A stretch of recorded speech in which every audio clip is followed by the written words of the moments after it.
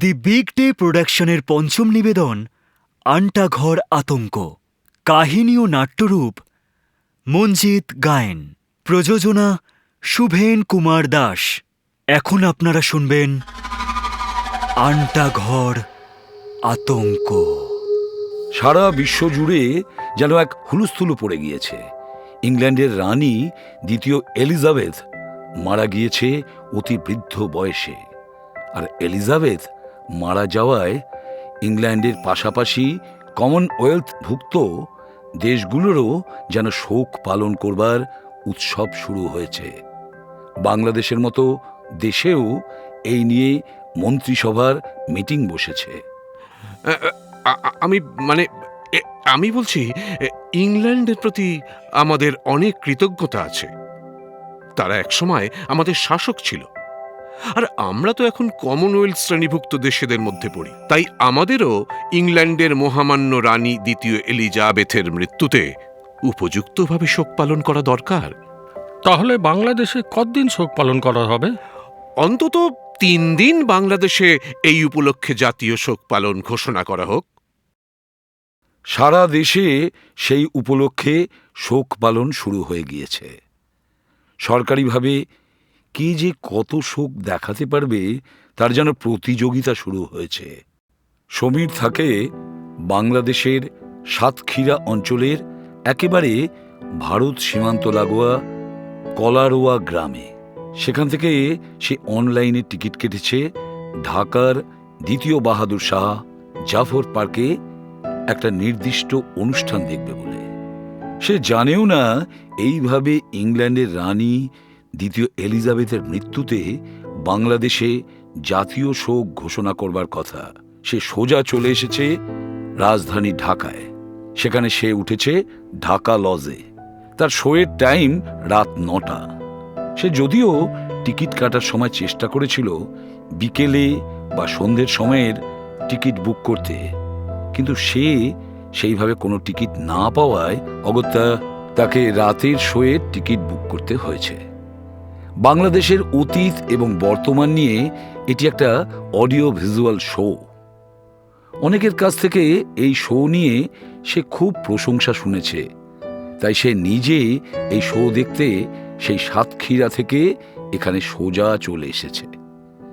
সে বেশ রাত করেই লজ থেকে বেরিয়েছে। একটা অটো পেয়েছে যেটা ওই পার্কের সামনে দিয়েই যাবে, কিন্তু অটোওয়ালা তার এত রাতে ওখানে যাওয়ার কথা শুনে কেমনভাবে যেন তার দিকে তাকালো। মনে হয় অটোওয়ালা এখন তার ওখানে যাওয়ার ব্যাপারটা ঠিকঠাক নিতে পারছে না। শুধু অটোওয়ালা যেন তাকে এত রাতে ওখানে যেতে দেখে তাকে জিজ্ঞাসা করলো, এত রাতে ওখানে যাচ্ছেন কেন? এখন তো বাহাদুর শাহ পার্ক পুরো ফাঁকা হয়ে গেছে, ওখানে যাবেন না? না না, এখন পার্ক ফাঁকা হবে কেন? আমি তো ওখানকার শো দেখতে এসেছি, আর সেই শোয়ের টিকিটও আমি কেটেছি অনলাইনে। ও, তাহলে হয়তো চলছে। ঠিক আছে, আমি তোমাকে ওখানে নামিয়ে দিচ্ছি আর অল্প কিছুক্ষণের মধ্যেই। তবে এর মধ্যে অটোওয়ালা কিন্তু সমীরকে আর দেশে জাতীয় শোক চলবার কথা আলাদা করে উল্লেখ করল না, কারণ সে হয়তো মনে করেছে যে সমীর জানে দেশে এখন জাতীয় শোক চলার কথা। খানিকক্ষণের মধ্যেই সমীর নেমে গেল বাহাদুর শাহ পার্কে। তবে ওখানে নেমে সমীরের মনে প্রাথমিকভাবে একটা প্রশ্ন এলো, এত অন্ধকার কেন এখানে? কোনো মানুষজনও সেইভাবে ওখানে নেই। তাহলে কি হলো এখানে? তারপর তার মনে এই প্রশ্নটাও এসে যাচ্ছে যে বারবার করে অটোওয়ালা তাকে জিজ্ঞাসা করছিল এত রাতে তার এই পার্কে আসার কারণ। তাহলে সে কি কোনো একটা ভুল দিনে চলে এসেছে? ওর মনে এই প্রশ্ন দেখা দেওয়ায় সে নিজে আবার একটা পকেট থেকে মোবাইল বার করে অনলাইনের টিকিটটা দেখে নিল সে ঠিক দিনে এখানে শো দেখতে এসেছে কিনা। হ্যাঁ, সে তো পরিষ্কার টিকিটে দেখতেই পাচ্ছে তার তারিখ আজকেই লেখা, আর রাত 9টা থেকে শো। কোনো ভুল নেই। এটাই দ্বিতীয় বাহাদুর শাহ জাফর পার্কের শোয়ের টিকিট। তাহলে গন্ডগোলটা হচ্ছে ঠিক কোথায়? সমীরের মনে ভালোই এখন বিভ্রান্তি। সে তাই এখন আশেপাশে দেখছে কাউকে সে দেখতে পায় কিনা, কিন্তু না, সে আশেপাশে কাউকেই দেখতে পাচ্ছে না। কিন্তু একটা শো মানে তো আর শুধু তাকে নিয়ে শো হওয়ার কথা না, আরো অনেক মানুষজন সেই শো দেখবে, সেটাই স্বাভাবিক। কিন্তু এখানে আর কোনো মানুষ নেই কেন? সবকিছুই তার কাছে এখন অস্বাভাবিক লাগছে। কাউকে যে গিয়ে এ ব্যাপারে জিজ্ঞাসা করবে তেমন কাউকে সে দেখছে না। এবারে সে যাবে কোথায়? সে আস্তে আস্তে চলে গিয়েছে পার্কের গেটের কাছে। সেখানে সে দেখছে কোনো নিরাপত্তা রক্ষী বা এমন কোনো কাউকে দেখতে পাওয়া যায় কি না। এদিকে বেশ জোরে ঝড় জলও শুরু হয়ে গেছে, খুব জোরে বিদ্যুৎ চমকাচ্ছে। আর মূলত সেই জন্যেই যেন সে গেটের কাছে কোনো নিরাপত্তা রক্ষীকেই দেখতে পাচ্ছে না। জোরে হাওয়ার দমকায় সে যেন কিছু বুঝে উঠতে পারছে না। এর মধ্যে আশেপাশে কোথায় যেন খুব জোরে কড়কড় করে আওয়াজ করে বাজ পড়ল। তার আলোর ঝলকানিতে চারপাশ যেন একেবারে ঝকমক করে উঠল। আর সেই আলোর ঝলকানিতে সমীর দেখতে পেল পার্কের ভেতরে খুব বয়স্ক একজন ব্যক্তি হেঁটে যাচ্ছে। সমীর ওকে দেখতে পেয়ে ডাকতে লাগলো, ও চাচা, আজকে পার্কে শো হবে না? কেউ তো কোথাও নেই দেখছি। সেই বৃদ্ধ নিশ্চিত কানে কম শোনে। সে ওকে নিজের কানে হাত দিয়ে বোঝাতে চেষ্টা করলো যে সে ওর কথা শুনতে পায়নি। সে যেন আরেকটু জোরে থাকে বলে। সে তাই খুব জোরে চেঁচিয়ে ওই বয়স্ক ব্যক্তিকে বলে, আরে ও চাচা, বলছি আজকে পার্কের শো হবে না? এবারে মনে হলো সেই ব্যক্তি কিছু যেন শুনতে পেয়েছে, আর তাই সে ঘাড় নাড়িয়ে যা বোঝালো তার মানে শো হবে। সমীর সেই কথা শুনে বেশ অবাক হলেও তাকে যেন কোনো এক অদৃশ্য শক্তি এক অমোঘ আকর্ষণে ওই পার্কের মধ্যে ডাকছে। সে সেই আকর্ষণ কোনোভাবেই আর এড়াতে পারছে না। সেই বৃদ্ধ ব্যক্তিকে সমীরের প্রশ্ন, বলছি সেই শোটা কোথায় হবে? সে হাত উঁচু করে কোথায় যেন দেখালো, আর খুব আস্তে আস্তে বিড়বিড় করে যেন কি যেন বলল, আরে এই ভিক্টোরিয়া পার্কে আবার অনুষ্ঠান হবে, সে কি রানীর অনুষ্ঠান? সমীরের কানে এই কথা গেলেও সে কিন্তু এই কথার তেমন কোনো মানে খুঁজে পেল না।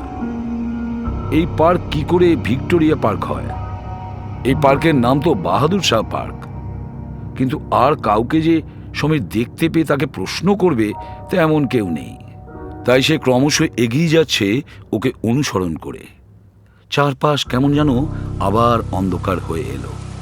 সে যেন কোনো এক অন্ধকার জগতে প্রবেশ করেছে, কিন্তু এই অন্ধকার জগতই যেন তাকে এক অদৃশ্য আকর্ষণে ডাকছে। এইভাবে বেশ কিছুটা এগোনোর পরে সে বেশ কিছু ছায়ামূর্তি দেখতে পেল, যারা নীরবে এগিয়ে যাচ্ছে। আবছা অন্ধকারে হঠাৎ করে ওদের দেখে ওর কেমন যেন একটা ভয় করলো, কিন্তু সেই ভয় সামান্য কয়েক মুহূর্তের জন্যেই। তারপর সে যেন ওদেরকে অনুসরণ করা শুরু করলো, এক চরম কৌতূহল ওদের নিয়ে। সেই ছায়ামূর্তির মুখগুলো একেবারেই পরিষ্কার নয়, ছায়ায় ঘেরা, খুবই অস্পষ্ট সেই মুখগুলো। মাঝে মাঝে বিদ্যুতের চমকানিতে সে দেখার চেষ্টা করছে ওদের মুখগুলোকে ভালো করে, কিন্তু সে আশ্চর্যজনকভাবে সব কিছু দেখতে পেলেও ওদের দেখতে পাচ্ছে না।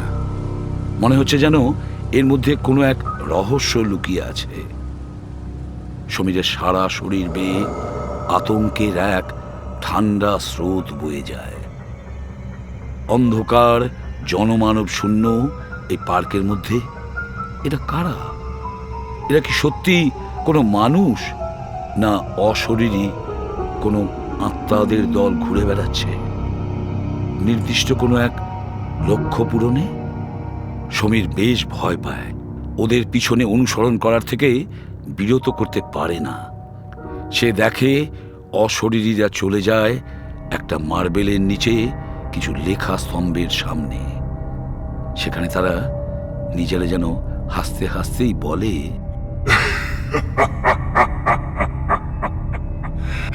ভিক্টোরিয়া, ভিক্টোরিয়া,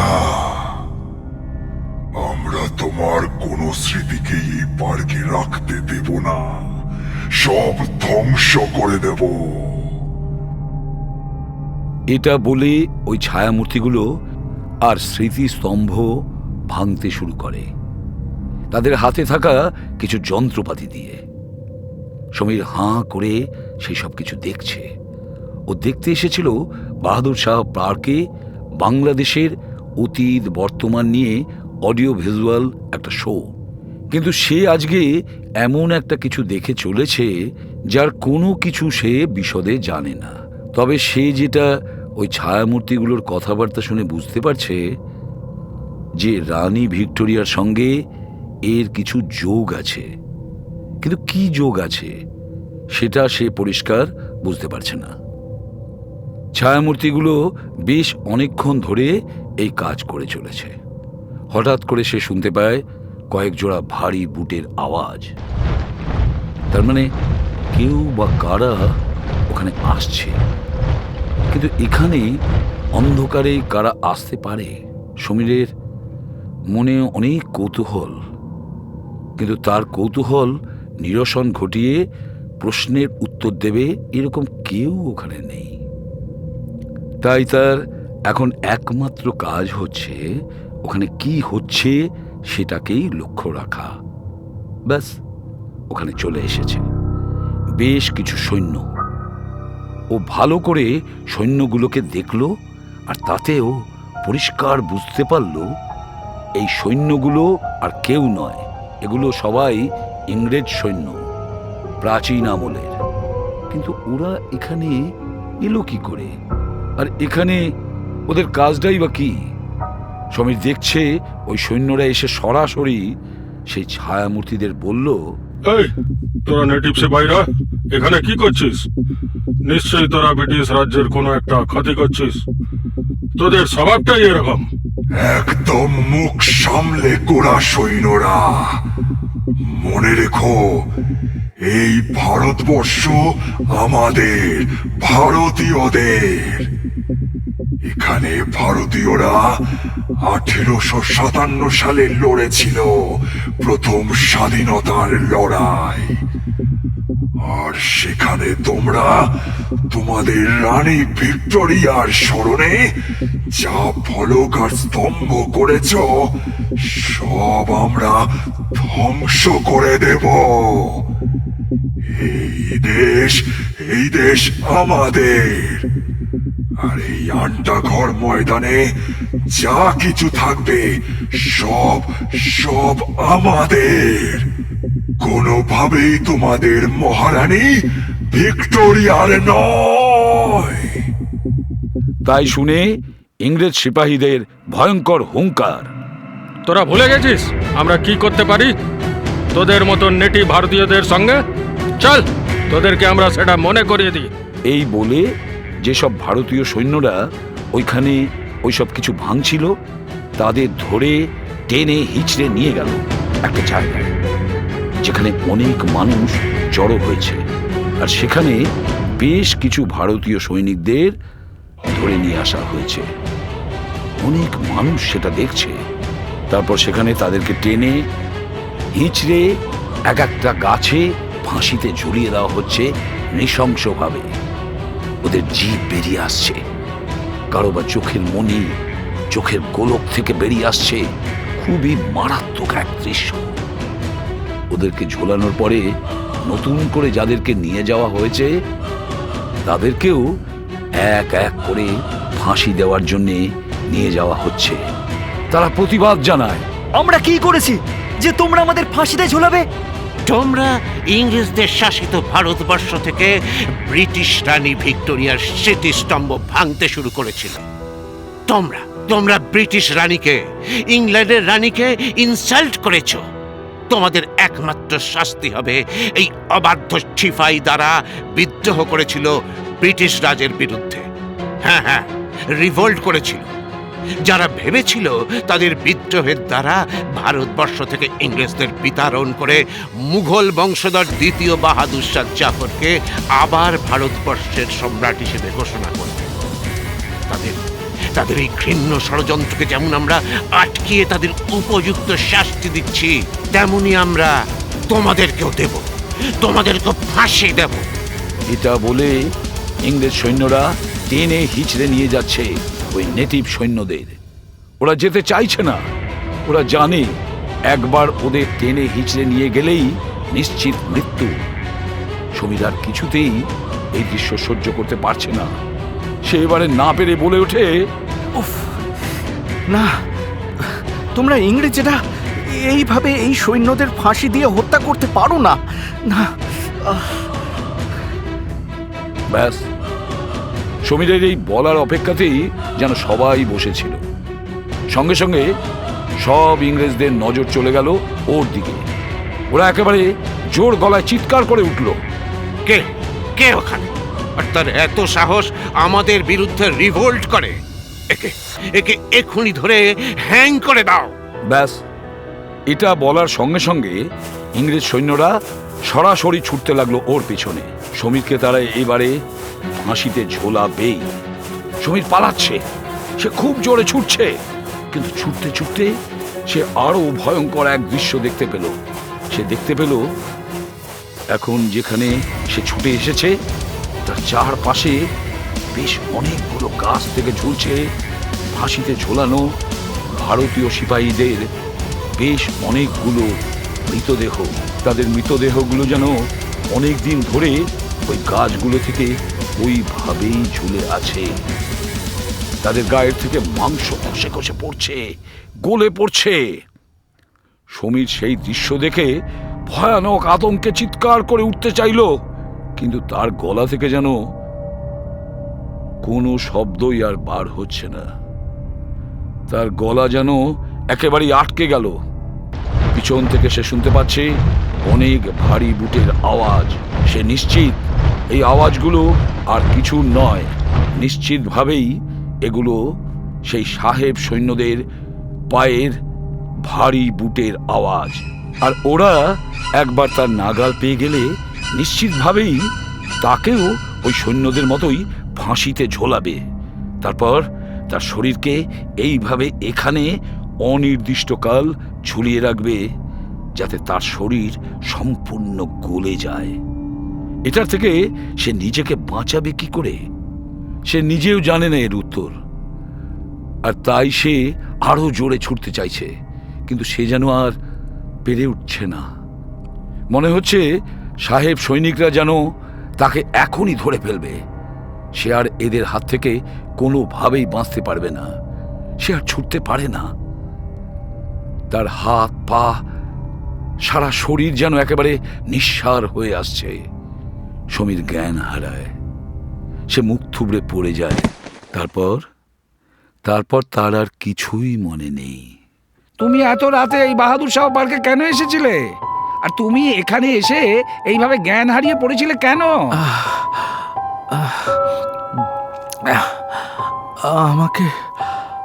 আমাকে তাড়া করেছিল ওই ইংরেজ সৈন্যরা, তাড়া করেছিল আমাকে।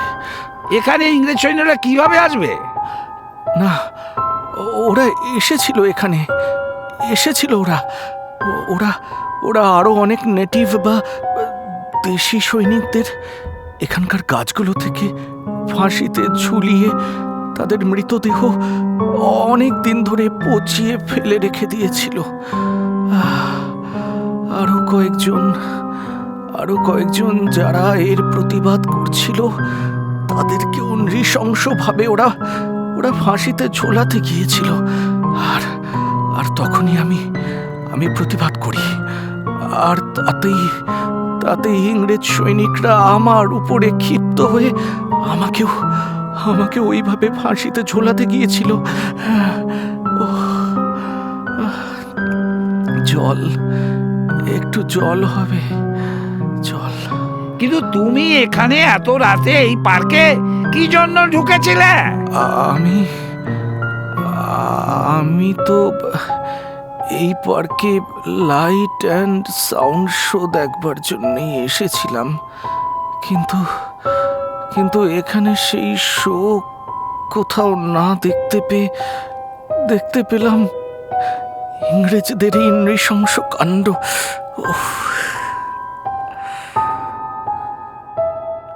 সমীর এই কথা বললেও কেউ সেই কথা বিশ্বাস করছে না।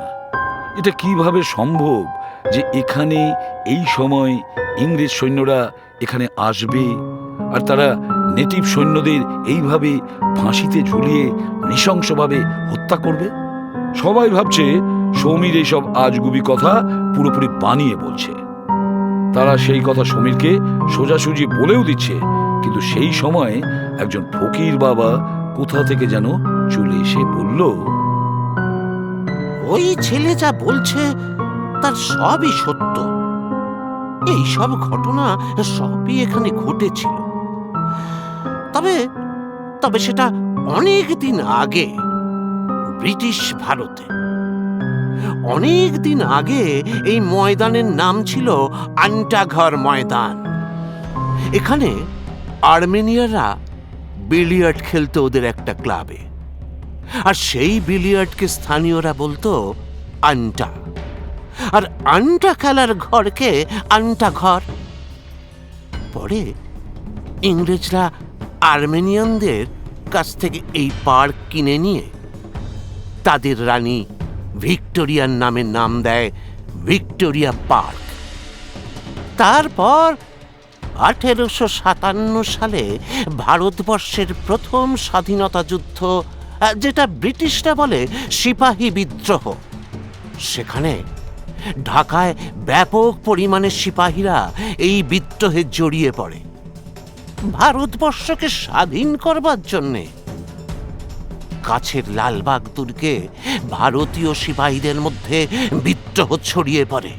তার মধ্যে অনেক সিপাহী পালিয়ে যায় পাশের বার্মায় বা ময়নামারে, কিন্তু অনেক ভারতীয় সিপাহীদের ইংরেজরা ধরে এই ভিক্টোরিয়া পার্কে সবার সামনে গাছে ঝুলিয়ে ফাঁসি দেয়।